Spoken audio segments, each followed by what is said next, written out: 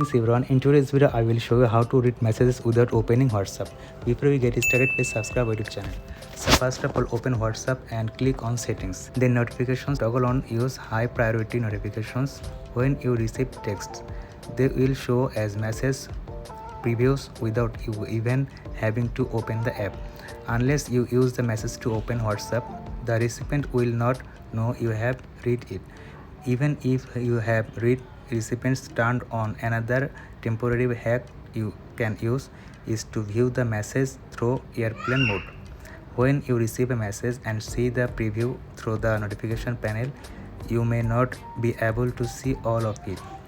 If it is a longer message or series of messages, in the case you can enable airplane mode, then open the message fully on WhatsApp. However, in this case, the moment you turn on data or connect to the Wi-Fi again, airplane mode will only delay the blue tick, which will eventually appears.